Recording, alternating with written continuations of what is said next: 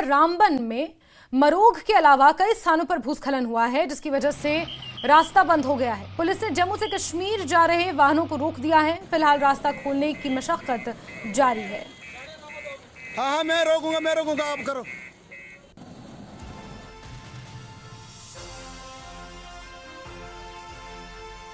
तो यहाँ पर जिस तरह से नेशनल हाईवे 44 पर जगह जगह लैंडस्लाइड हुआ है, उसकी वजह से गाड़ियों की आवाजाही को रोक दिया गया है।